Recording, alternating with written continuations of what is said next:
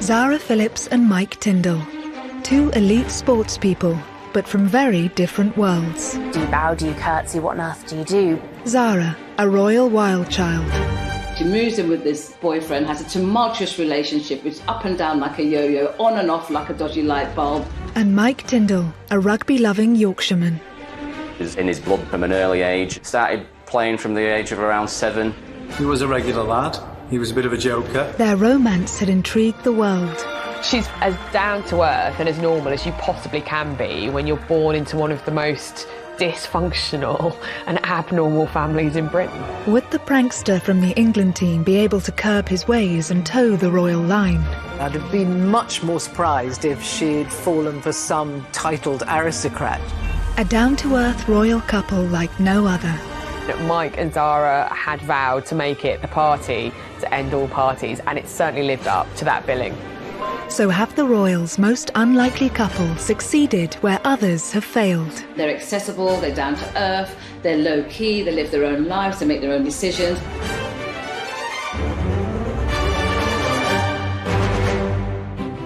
Edinburgh, 30th of July 2011. Zara Phillips ties the knot with former rugby union player Mike Tyndall. They looked incredibly happy, as everyone should on their wedding day. It was a very low-key affair, what you'd call, I guess, a traditional family wedding. Their wedding took place away from the spotlight. It was a far cry, perhaps, from Mike's humble beginnings and Zara's very privileged start in life.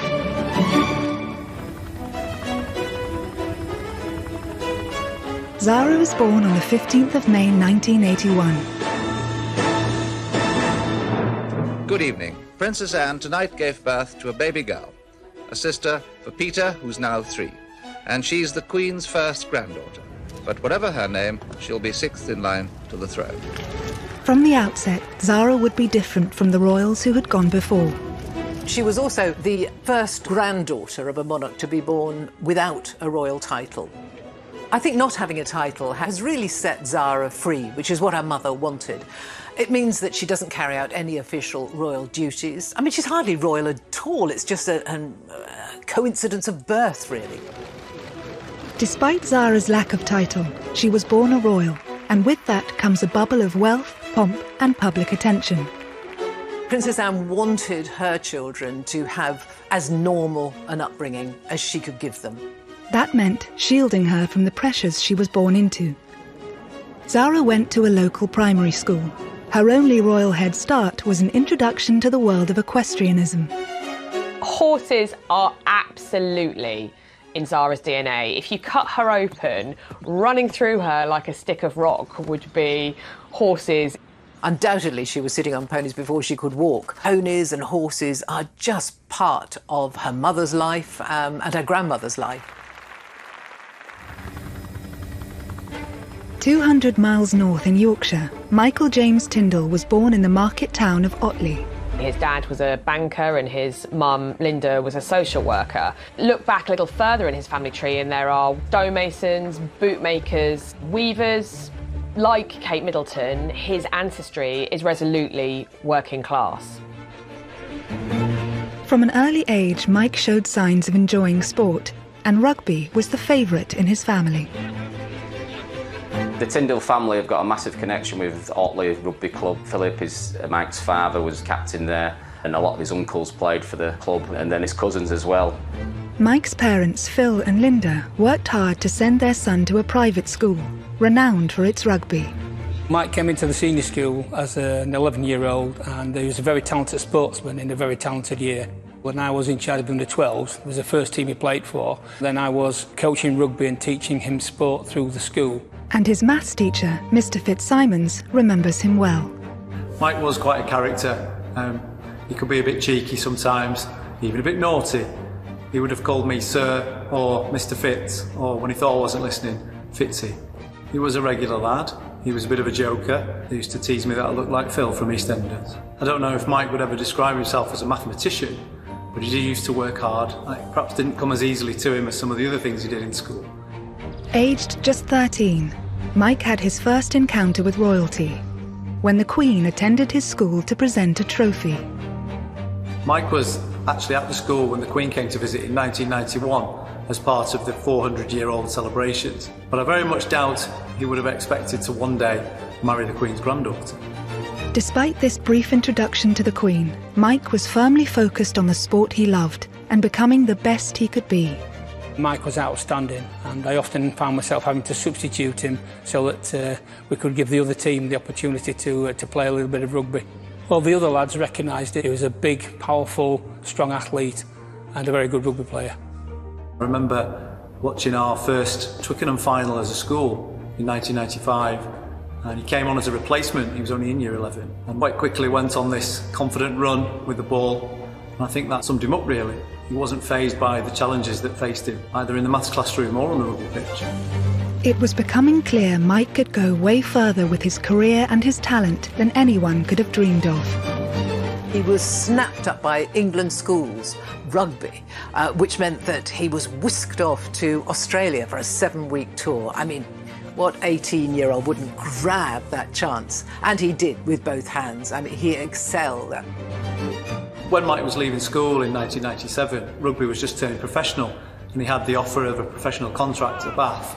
He also had a place at university, and he really wasn't sure what to do. I think I remember saying to him, well, what have you got to lose? You know, go and give it a go. You can always go to uni next year. While Mike was making waves on the rugby field, there were rumours of an emerging talent in the equestrian world. Looking after horses is hard work, and Zara's experience gained at an early age had begun to pay off. In Pony Club, you don't just get to get on your horse, your pony, and enjoy the spoils of competitive glory. You have to be able to prove at every stage that you can do all of the work that's involved. You can't just have the glory of riding. So I think it really instilled a work ethic in Zara, which she maintains to this day. And I think that's what she got from her early life, and probably very good for her. But it was only at Burghley Horse Trials that people started to take her seriously.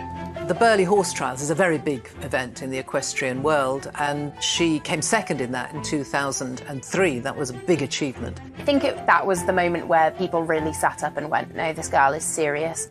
There are very, very, very good professional riders in this sport who will spend their entire career looking for a second place at Burghley, and she managed it. But Zara was struggling to keep her public and private lives separate. Royal rebel Zara Phillips is in trouble again after brawling with her boyfriend in public. Facing criticism for her wild child antics, Zara flew to Australia. The trip would transform her life. For most people, when they go on their gap year, they never think they're going to meet their future husband or wife. But for Zara Phillips, that stop off in Australia in 2003 changed her life forever.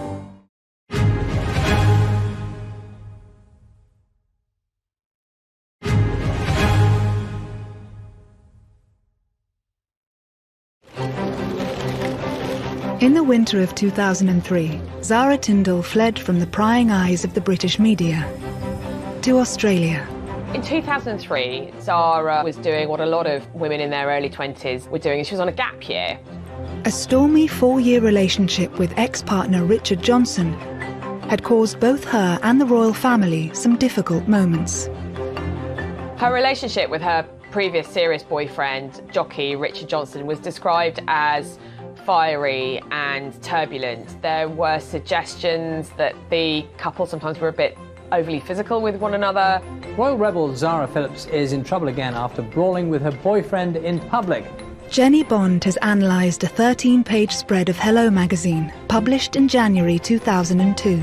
Richard arranged with Hello magazine a spread which was meant to be mostly about him, but of course when it came out there were pages of pictures, and Zara was in nearly every one of them. Zara Phillips has been accused of being the latest royal to cash in on her status. She was cashing in on her royal connections. Her professional life was also on hold.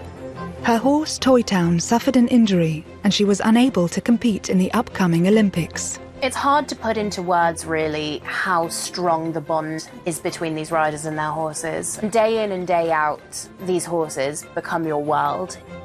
Heading to the other side of the world to escape, relax and reset seemed her only option.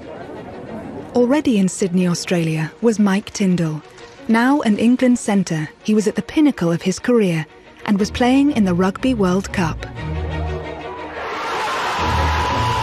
England were going great guns. They'd actually won in New Zealand for the first time since 1973. That gave the nation real hope that they could go back there to Australia and lift the World Cup. Mike was a huge part of that team.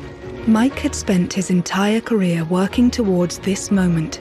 But in a tactical move, the England manager reshuffled the squad and Mike was excluded. Mike had a massive setback when he was dropped for the semi-final. As a professional sportsman, it gets to be a horrible experience because, you know, if your team does go on and win, it's highly unlikely you'll be in the final itself, but you still want all your mates to do well. Joined by two teammates, Mike went to the exclusive Manly Wharf bar in Sydney. Here they could drown their sorrows. Zara was heading to the same bar with friends, planning to watch the rugby. And one evening, she walked into a bar, as you do, and who was there but Mike Tyndall? Mike was probably quite sullenly drinking his way to the bottom of a pint glass, and Zara had been out with all her girlfriends having a lovely time. I don't think any sparks flew, but Mike remembers it fondly, saying, of course, she was absolutely stunning, but they didn't talk that much. It was only when Zara was leaving and asked mutual friend Austin Healy to give Mike her number that he realised she might want to meet again. And so it wasn't some great fairy tale meeting. They met in passing, they had some mutual friends. She knew some of his teammates. Any thought of romance had to be put to one side, as Mike had a job to do, to play in the Rugby World Cup final. It's funny how all that happened in the same short space of time, getting Zara's phone number and the same time that he's drowning his sorrows after being dropped from the England semi-final. As a professional sportsman, I'm sure it might have not been the first thing on his mind. I think getting back in the team would have been paramount to him, but obviously that was something that was there in the background. Sydney, the 22nd of November 2003, the day of the Rugby World Cup final. By the time the game began, an estimated 50,000 people were packed into the narrow streets of the Rocks, the former docks area of Sydney alone. Mike was back in the team. We were able to make contact with Mike a couple of days before and wish him well, but the whole school was certainly intent on watching. And the tension as we went into extra time. England won 2017. For England to go on and win was absolutely brilliant. And we were so pleased for the team and for Mike in particular as one of our own. Back in the UK, Mike and his teammates were welcomed as heroes. There must be millions of people there. Never ever thought I'd see this for an England rugby team. Just a massive thank you for everybody who's here. Just absolutely brilliant. Thank you. That 2003 World Cup winning rugby team, they were gods when they came back, absolute gods. In a flash, Mike had gone from a fairly well-known sportsman to a huge British star. And so I think a lot of that stardust rubbed off actually on Mike and was an extra attraction for Zara. Mike now had a taste of the media scrutiny that Zara knew as a royal, but his grassroots background helped him to take it all in his stride. Zara and Mike began a secret courtship, and royal observers were soon taking an interest. They're fiery people, and they often have a great sense of humour. They're kind of people who work hard and play hard, and I think that's what Mike and Zara had from the offset. I think they had fire in their bellies and fun in their hearts. There were rumours that Zara was keen for Mike to share her love of horses. She even persuaded him to get in the saddle. You'd need a fairly robust sort of horse, I think, to carry any sort of world-class rugby player, but certainly in the very beginning of their relationship, I think Mike did take to the saddle a few times. And what I gather, Zara found him quite unteachable because he only wanted to gallop. So his riding career, I don't think, lasted particularly long. The pair soon became inseparable. Never been surprised, actually, that Mike Tyndall and Zara got together. I mean, he is a down-to-earth rugby Yorkshire lad, and I think that's exactly what Zara liked about him. What did he like about Zara? I mean, what is not to like about Zara? She's got a dirty sense of humour, she's incredibly good looking, she's game for a laugh, she'd probably drink him under the table. And I think Mike Tindall was the kind of guy who absolutely loves all those qualities in a girl. The press were at every event, keen to capture a moment that confirmed Zara and Mike were an item. And it wasn't long before their first public kiss was caught on camera. Pictures of them quite often, obviously enjoying one another's company, in love, and I suppose breaking royal protocol, if you like. They were kissing and cuddling. I think Zara's a very tactile person. With the pair settling into their romance, the biggest test for Mike would be meeting her family and winning the royal seal of approval. The royal family are historically enormously sporty people. They would have taken a huge interest in what he does for a living. I can't imagine that took the pressure off him for a moment. Anne had opted for a man from Civvy Street for her second marriage, so it was no surprise that she approved of down-to-earth Yorkshireman Mike. Next up was meeting the Queen. Do you bow, do you curtsy, what on earth do you do? But I think he was probably very well prepared, and I expect he probably found it perhaps easier than he expected to. Mike was always a very laid-back character. Whilst obviously very intense with his sport, he took things in his stride, and I think that's probably helped. I remember a conversation with Mike's mum and dad here in school. Mike was going out with Zara, and they'd actually recently met Princess Anne, and despite not knowing what to expect, they described her as being very down-to-earth and made them feel very at ease, which was lovely. Mike was soon approved by the sport-loving royal firm. If the royals are a horsey family first, it's fair to say they're a rugby family second. They're all very keen rugby supporters. Zara is a very keen rugby supporter. Anne has been a patron and supporter of rugby. As the romance blossomed, commentators saw a change in Zara. Pre-2003, Zara had been kind of gossip magazine fodder, really. She was in and out of tabloid newspapers. So when she started going out clubbing in London, she's very good looking, very blonde. She commanded a lot of attention. Photographers wanted to take her pictures. She didn't really give two hoots about the press. She'd often kind of stick her figures up, or she'd be seen, you know, with a fag or a drink. She just didn't care. And so, of course, her reputation was that she was a really good time girl, and she didn't really care who knew it. She was dubbed at one point the Royal Rebel because it was at Prince Charles's 50th birthday party, I think, that the press spotted that Zara had had her tongue pierced. And so, shock horror, it was all over the newspapers. I don't think her mother minded. By all accounts, her mother just said, well, I hope you can still eat, that's all. She just let her get on with it. Mike's work ethic seemed to be rubbing off on Zara as she headed back into her professional career. I think Mike helped get Zara back from that disappointment of not being able to compete in the Olympics. He supported her very much in training hard and setting new goals for her. They were a great team right from the offset. It soon brought results. Zara's confidence is clear from this footage, and she won the FEI World Equestrian Games in Aachen. Before their relationship started, Zara was already very much a successful athlete in her own right. She had a training system that she'd been crafting through the years. It can be an extraordinary partnership to have two high-performing athletes come together. That was demonstrated perfectly at the Sports Personality of the Year.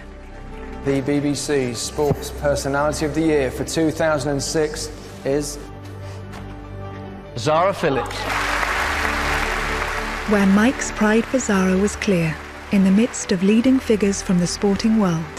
I don't know if many boyfriends could be convinced to be at every single event every weekend, but certainly Mike's been able to support Zara through the competitions where the pressure's on, and it really matters. By the time Mike's major games came along in the peak of his career, Zara's horses were turned out in a field for the winter and enjoying their holidays.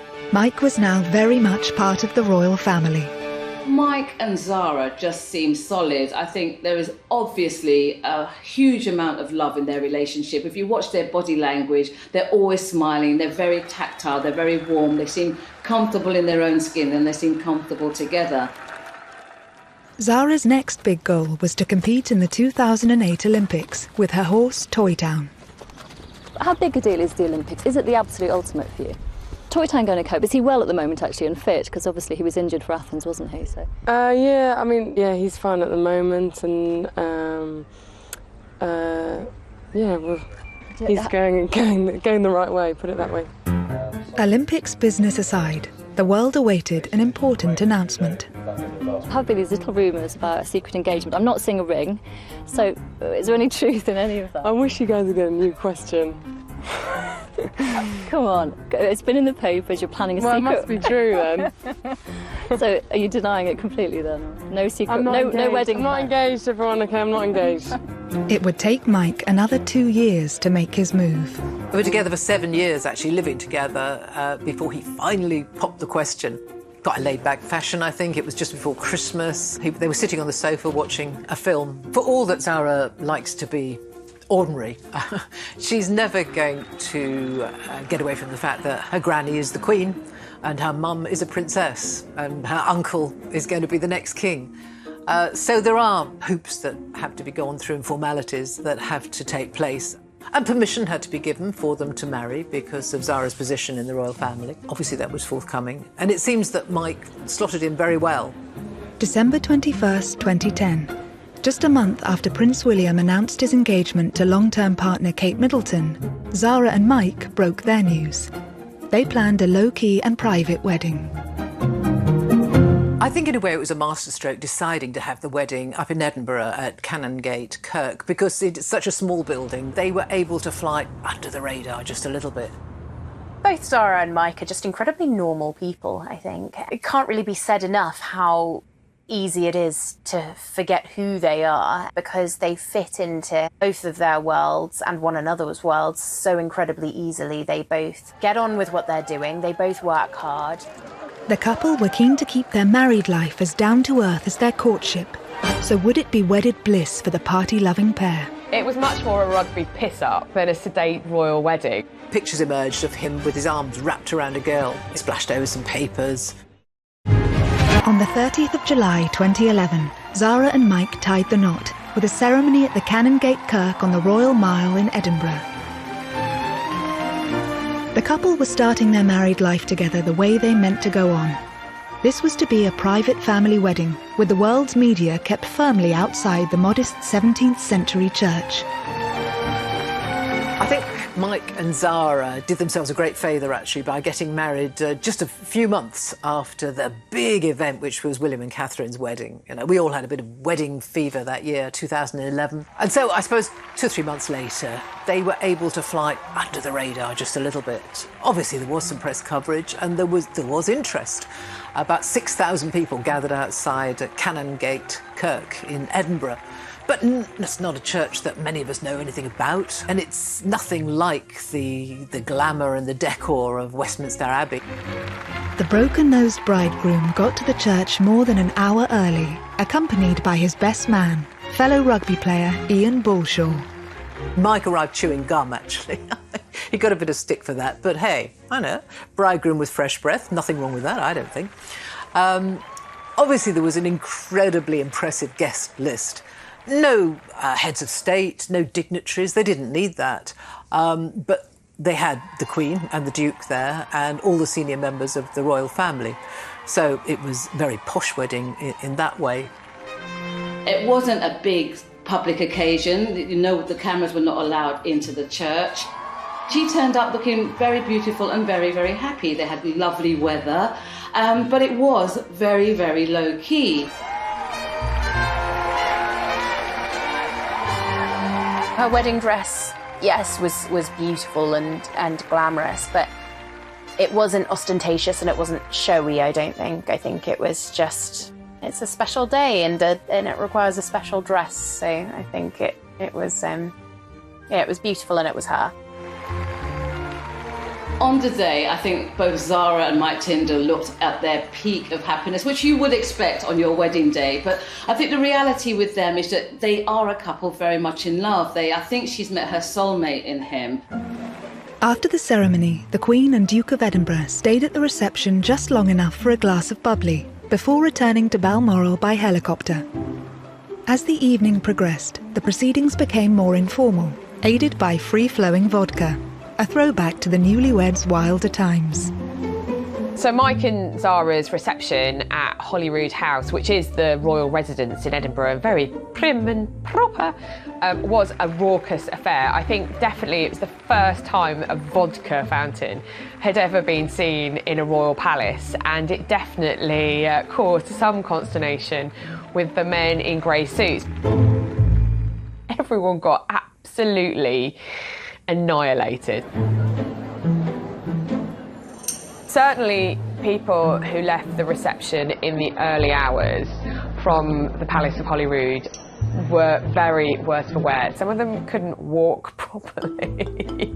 I mean, it was very obvious that a good time had been had by all. The booze was free flowing, and Mike and Zara had vowed to make it the party to end all parties, and it certainly lived up to that billing. But these wild festivities could have been the prelude to the shortest royal marriage ever.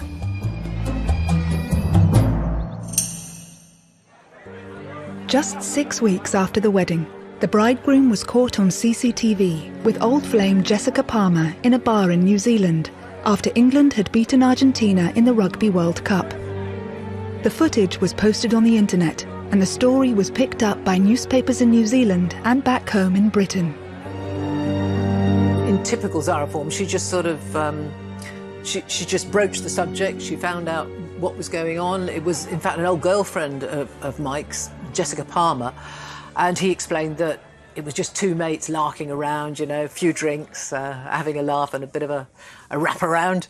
And she understood that. She rang Jessica, apparently, talked it through, and in a very mature way, just put it behind her. She probably slapped him on the wrist or something when he got back. But I think it does show the resilience and the strength of their relationship.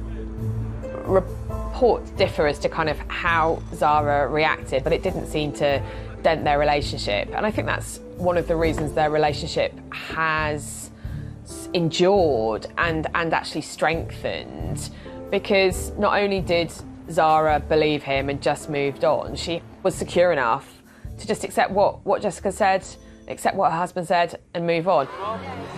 Zara soon put Mike's late-night antics behind her.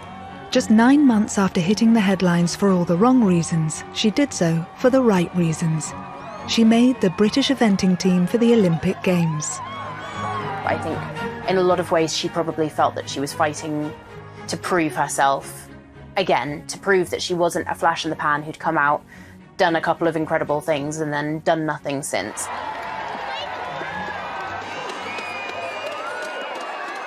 Zara's greatest success to date, and she may well go on to have other great successes, was in the 2012 home Olympics, the London Olympics. She'd been heartbroken to miss both the previous Olympics because of injuries to her horse, but this time she was fit and so was her horse. And they did very well. She stayed in the village, she enjoyed the whole Olympic experience. And a very exciting time for you, this. Yeah, I'm very happy to be part of it, and, you know, hope we can, all five of us can do an awesome job.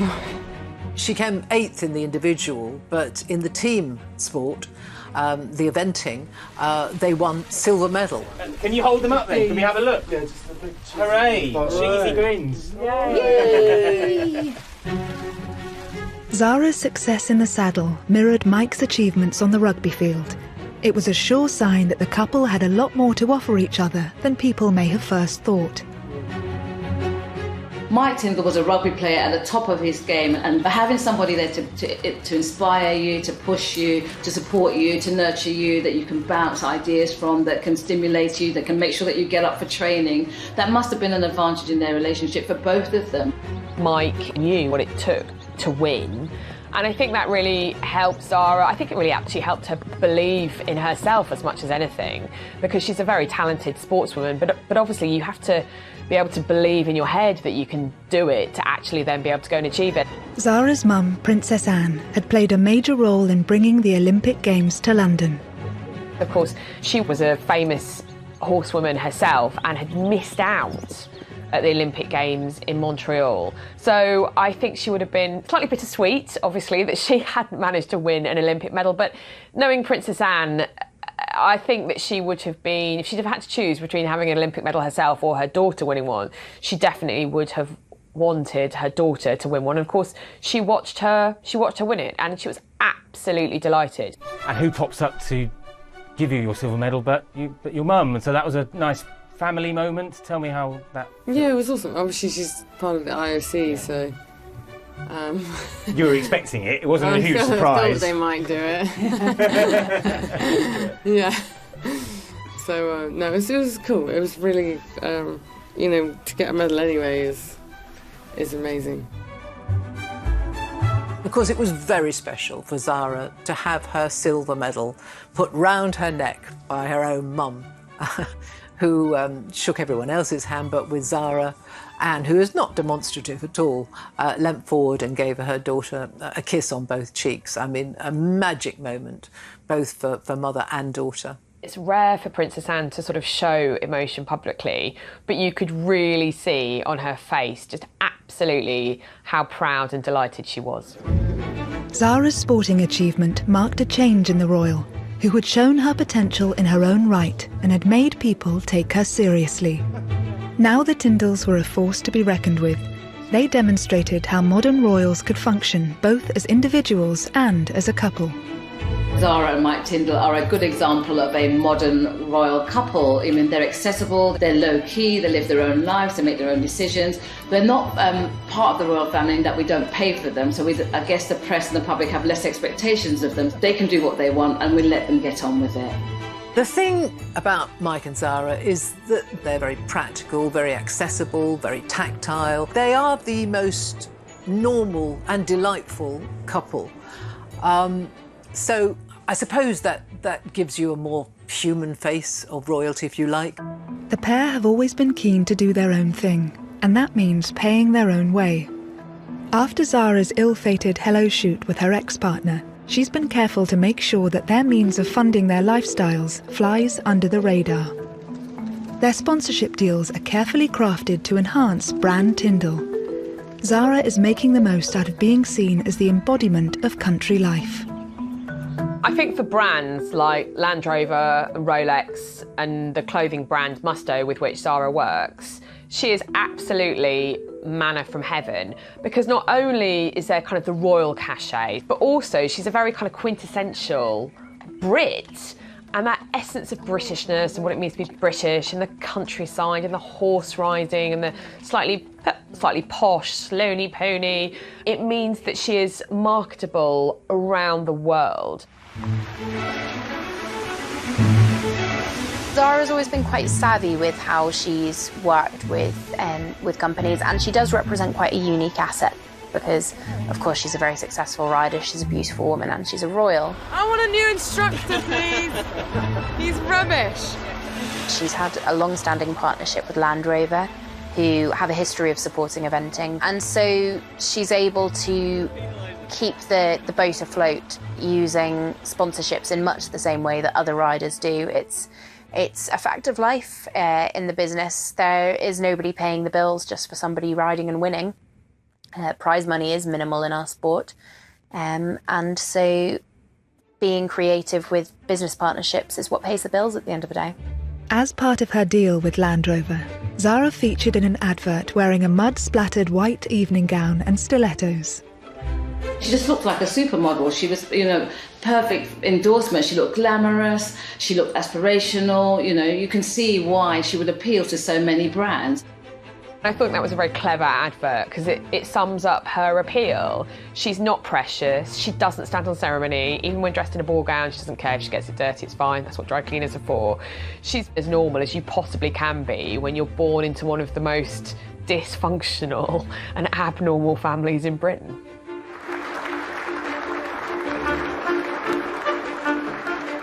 I think the fact that Zara's life revolves around an incredibly public-facing sport has allowed her to have a sort of duality to her life that would probably be quite hard to achieve for most royals. She's, I would say, a career woman first and a royal second. She doesn't make a song and dance about the fact that she's a royal. At the end of the day, what it all comes down to is the work and the horses and the competition. Meanwhile, Mike has appeared on several celebrity TV programmes since retiring from the rugby field. He is a patron of 3 charities and has also turned his hand to after-dinner speaking. Mike is his own business. He is the business, as many famous sporting personalities are. He can earn a lot of money on the after-dinner circuit. Obviously not during the year we've had with lockdown, but that's a very lucrative source of income for him. He also has endorsements and sponsorships. He can be a brand ambassador. So he uses his name and his success as a rugby player. For the Tindalls, family is everything. They've carved out a role for themselves as confidants and friends. Mike has used his status to support the issues that affect his family, like Parkinson's disease. Life has been good for the Tindalls. They've made a decent living and settled on the Gatcombe Park estate, close to Zara's mum, Princess Anne. They soon started a family, but eyebrows were raised when the couple sold highly personal photos of the Queen's great-granddaughter, Mia Grace, to the same magazine that upset the royal household last time Zara was featured. The first real pictures we saw of Mia were in Hello magazine, which of course they were paid for, which did raise some eyebrows because of course it is still the Queen and Prince Philip's great-granddaughter. Speaking to journalists, Mike had a logical explanation for going public with the pictures. We did it because people wanted it, and we had control over it. We had those photos done anyway, so it was more because people seemed to want it rather than anything else. Did you have to ask permission from the in-laws or not really? I'm not going to talk about that. Doing a photo spread in Hello is an absolute no-no for a working member of the royal family. But as daughter of a princess and not a prince, Zara was not born with a royal title. So there was nothing to stop her and Mike selling their baby photos. They took the criticism in their stride and refused to be drawn on it further. Before long, interest in the accusations died down, and Zara and Mike adapted well to combining parenthood with their busy careers. But life was about to get more difficult for them both. Even for such a happy, successful couple as Mike and Zara, life isn't always smooth sailing. And they had the tragedy of 2 miscarriages, actually, between their two daughters. The first was quite late on, actually, and Zara had to go through with the birth, which must have been terrible. And of course, everyone knew she was pregnant by that stage. So it was very, very distressing. Zara later gave an interview to raise public awareness, tackling this very painful issue head-on in a way that many people could relate to. I thought it was incredibly brave that she talked about it, actually. And I think it really does help other women, other men, when people in the public eye talk about those very distressing, those very difficult experiences. Zara and Mike were lauded for their honesty, and the couple seemed to draw strength from each other. It wasn't long before they were able to announce the happy news that Zara was pregnant again. She and Mike attended Harry and Meghan's wedding in 2018, just weeks before the birth. They hit the headlines simply by being at the service. It was quite funny watching Zara sitting on the very hard pews in St George's Chapel at Windsor Castle. You could tell that she was so uncomfortable. It was quite hot. Mike was fanning her with the order of service. And when Bishop Curry, the American preacher, was kind of firestone and ashes and brimstone in the pulpit delivering his sermon, she was desperately trying not to laugh. Zara and Mike's second daughter, Lena Elizabeth, was born on the 18th of June 2018, and the pair share parenting duties. I think Mike is quite a hands-on dad. He'll look after the kids while Zara goes out and does the mucking out the stables and gets the horses fed and watered. So he's a modern dad in that way.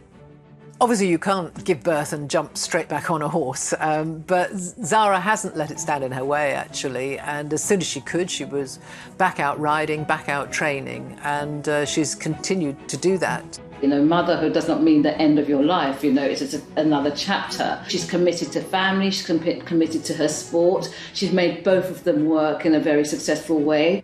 So I think she's probably in a really good space. With his after-dinner speaking engagements currently on hold due to COVID, Mike has been providing a refreshing insight into family life. Whether it's posting a selfie on Instagram after his face was painted by Mia, or talking on the chatty podcast The Good, the Bad and the Rugby, which he co-hosts, he is opening up in an unprecedented and unroyal way about his and Zara's personal life. It's been a good week for me. I had a little scan last week, third Tyndall on its way. I'd like a boy this time. I've got 2 girls. I would like a boy, but I will love it whether it's a boy or a girl, but please be a boy. It was a far cry from the more formal announcements made by more senior royals. A few months later, Mike's wish came true. Zara gave birth to a baby boy, in rather dramatic circumstances. Baby Lucas arrived so quickly, there wasn't time for Mike and Zara to get to hospital. On the Saturday night, Zara had started suffering some contractions, and the plan had been for her to give birth in the local birthing centre where Lena had been born. Again, Mike turned to his rugby podcast to share the very personal details of his son's rather rapid arrival. Sunday got even better because a little baby boy arrived at my house. Arrived very quickly, didn't make it to hospital, on the bathroom floor. You're kidding me! Shut up! So yeah, it was run into the gym, get a mat, get into the bathroom, get the mat on the floor, towels down, brace, brace, brace. I think Mike Tyndall has ended up being an asset to the royal family in that he's a connection to, I guess, us. You know, he's normal, he's authentic, he has a great sense of humour, he's a solid father. He loves Zara, he loves their family. He's made them a very modern family. With the arrival of baby Lucas, possibly there might be another rugby player in the family. Maybe he'll be the one who gets to run out of Otley eventually. But yeah, I imagine that at some point he'll be getting the rugby bug. Mike must be elated because he finally gets the boy that he wanted, and that, there's no doubt, being a rugby player, you can imagine that kid will be out on the pitch, on the field with his dad, having a great time. In typical Mike Tyndall style, he had joked that he would call the baby a COVID name like Covey or Covina, born during the time of COVID. But in the end, he and Zara chose very normal names, Lucas Philip Tyndall, for their little baby. And of course, Philip was a rather charming nod to both Prince Philip, Zara's grandfather, and Mike's father, who is also called Philip.